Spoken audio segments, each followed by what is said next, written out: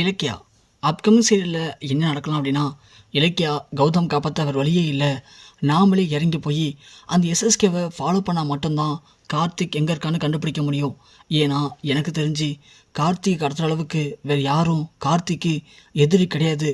So கௌதமை சிக்க வைக்கிறாங்க அப்படின்னா கண்டிப்பாக அது இந்த எஸ்எஸ்கே வேலையை தான் இருக்கும். ஏன்னா அந்த எஸ்எஸ்கேக்கு மட்டும்தான் கௌதமை பிடிக்காது. கௌதமை பழி வாங்கணும்னு அந்த தாட்சாயினியும் ஒரு மொழியோடு இருந்தா. இன்றைக்கி கரெக்டாக ஸ்டேஷனுக்கு வந்து அவள் பேசின பேச்சை பார்க்கும்போது கண்டிப்பாக இந்த எஸ்எஸ்கே தாட்சாயினி 2 பேரும் பிளான் பண்ணி தான் கண்டிப்பாக கௌதமை கடத்திருக்க முடியும் அப்படின்னு இலக்கியா பயங்கரமாக யோசித்து எஸ்எஸ்கேவை பார்க்கலாமான்னு யோசிக்கிறாங்க. அதுக்குள்ளே பார்த்தா இங்கே கௌதம் அரெஸ்ட் பண்ண விஷயம் பேப்பரில் வந்துடுது. அதை பார்த்து இலக்கியாவோட அம்மா இலக்கியாவை கால் பண்ணி, இலக்கியா என்னாச்சுமா மாப்பிள்ளைக்கு? மாப்பிள்ளை ஏன் இப்போ ஜெயிலுக்கு போயிருக்காரு? என்னடி பிரச்சனை? பேப்பரில் என்னென்னமோ போட்டிருக்காங்கம்மா, அதை பார்க்கும்போது எனக்கு ரொம்ப பயமாக இருக்குது அப்படின்னு இலக்கியா அம்மா ஃபீல் பண்ணுறாங்க. அதை கேட்டதும் இலக்கியா அம்மா ஒன்றும் இல்லைம்மா, நானே வரங்கிடுங்க அப்படின்னு சொல்லி இலக்கியா கிளம்பி அவங்க வீட்டுக்கு போகிறாங்க. போயிட்டு அவங்க அம்மாட்ட இதுமாதிரி சொல்கிறாங்க. நடந்ததையும் சொல்லி இலக்கியா ரொம்ப ஃபீல் பண்ணுறாங்க. எனக்கு தெரிஞ்சு அந்த எஸ்எஸ்கே தாட்சாயினி இவங்க 2 பேரும் அஞ்சலி கூட சேர்ந்து வேணும்னு பிளான் பண்ணி கார்த்திகை கடத்திருப்பாங்க போலமா. ஆனால் பழைய தூக்கி கௌதம் மேலே போட்டாங்க. இப்போ எனக்கு என்ன பண்ணுறதுன்னு ஒன்றுமே புரியலம்மா அப்படின்னு இலக்கியா ஃபீல் பண்ணி பேசுகிறாங்க. ஆனால் இலக்கியா அம்மா ஒன்றும் பயப்படாது இலக்கியா, கண்டிப்பாக மாப்பிள்ளையோட நல்ல மனசுக்கு அந்த கடவுள் ஏதோ ரூபத்தில் கண்டிப்பாக மாப்பிள்ளையை காப்பாற்றுவாருடி. இல்லைம்மா, இதுக்கு மேலே யாரும் நம்பியும் பிரயோஜனம் இல்லை.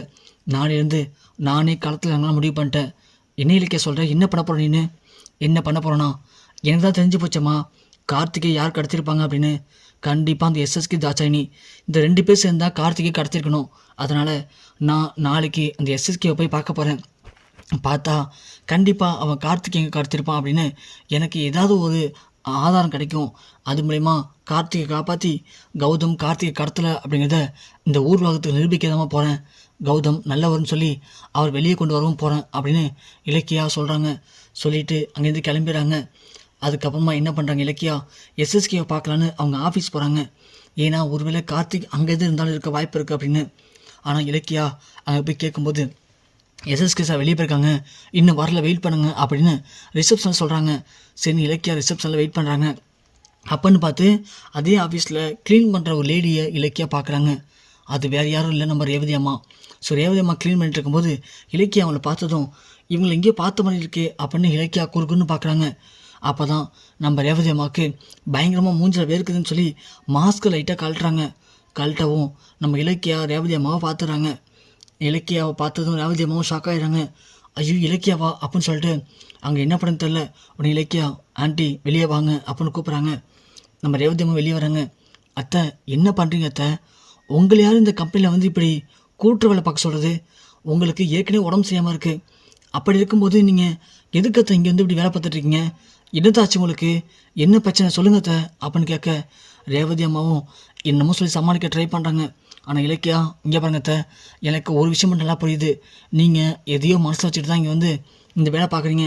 சொல்லுங்கள், உண்மையை சொல்லுங்கள், எதுக்காக இங்கே வந்து வேலை பார்க்குறீங்க சொல்லுங்க அத்தை அப்படின்னு கேட்க ரேவதியும் ஒரு வழி இல்லாமல், இல்லை இலக்கியா, நான் வந்திருந்து பார்த்துட்ருக்கேன். நம்ம கௌதமுக்கு இருக்கிற ஒரே எதிரி இந்த எஸ்எஸ்கே மட்டும்தான். இந்த எஸ்எஸ்கே அடிக்கடி கௌதம் பழி வாங்கிறதுக்கு ஏதோ ஒன்று பண்ணிகிட்டு தான் இருக்கான்.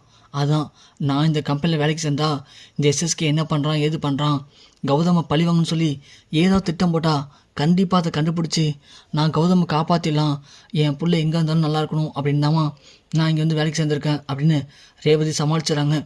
இலக்கியாவும் நம்பிடுறாங்க. அப்படின்னா இப்போ கௌதம் ஸ்டேஷனில் இருக்கிறதுக்கு காரணம் கூட அந்த எஸ்எஸ்கே தானே அத்தை அப்படின்னு கேட்க, ஆமாம் இலக்கியா அந்த எஸ்எஸ்கே தான்.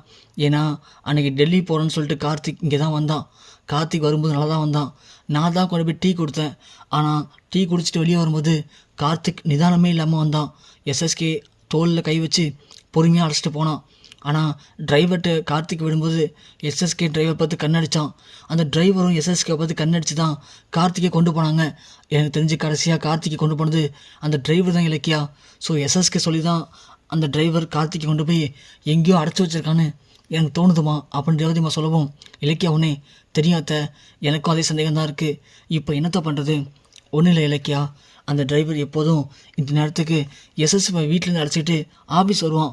வந்து விட்ட உடனே எஸ்எஸ்கே ஏதோ சொல்லுவான். சொன்னதும் இந்த டிரைவர் கிளம்பிடுவான். போயிட்டு 1 hour கழிச்சு தான் திரும்ப வருவான். எனக்கு என்னமோ அந்த டிரைவர் கார்த்திகை பார்க்க தான் போவான்னு நினைக்கிறேம்மா. நீ கொஞ்சம் வெயிட் பண்ணு. அந்த டிரைவர் வந்து எஸ்எஸ்கேவை இங்கே ட்ராப் பண்ணிவிட்டு கார் எடுத்துகிட்டு கிளம்புவான். அப்போ நீ அவனை ஃபாலோ பண்ணி போனால் கார்த்திக் இருக்கிற இடத்த கண்டுபிடிக்க வாய்ப்பு இருக்குது இலக்கியா அப்படின்னு ரேவதி அம்மா சொல்கிறாங்க. சொல்லிட்டு இருக்கும்போது எஸ்எஸ்கே வரவும் ரேவதி அம்மா அங்கே பாரு இலக்கியா, எஸ்எஸ்கே வந்துட்டான், அந்த டிரைவர் இப்போ போவான் பாரு அப்படின்னு சொல்ல டிரைவரும் விட்ட உடனே ஒரு பேக்கில் சாப்பாடு எடுத்துகிட்டு கிளம்புறான். கிளம்பவும் இலக்கியா உடனே சரி அத்தை நான் பார்த்துக்குறேன் அப்படின்னு சொல்லி அந்த டிரைவரை ஃபாலோ பண்ணி போகிறாங்க. கரெக்டாக பார்த்தா டிரைவர் ஒரு பாரடிச்ச பங்களாவில் போகிறான். நம்ம இலக்கியாவும் ஃபாலோ பண்ணி போய் பார்த்தா கார்த்திக் அங்கே தான் அடைச்சி வச்சிருக்கத இலக்கியா கண்டுபிடிச்சிடறாங்க. அப்போது கார்த்திக் இங்கே தான் இருக்கான். அத்தை சொன்ன மாதிரி எஸ்எஸ்கே தான் கார்த்திகை கடத்தி வச்சுருக்கான். இது மட்டும் போதும், இது மட்டும் நம்ம போலீஸை சொல்லி போலீஸ் அழைச்சி வந்தோம்னா கார்த்திகையும் காப்பாற்றிடலாம். இதுக்கு பின்னாடி யார் இருக்காங்கிறத அவங்களையும் பிடிச்சிடலாம். அப்புறம் கௌதமுக்கு இதுக்கு சம்மந்தம்னு சொல்லி கௌதம் வெளியே கொண்டு வந்துடலாம் அப்படின்னு இலக்கியா அங்கேருந்து ரொம்ப சந்தோஷமாக கௌதம் வெளியே கொண்டு போகிறோம் அப்படின்னு நிம்மதியோடு கிளம்புறாங்க.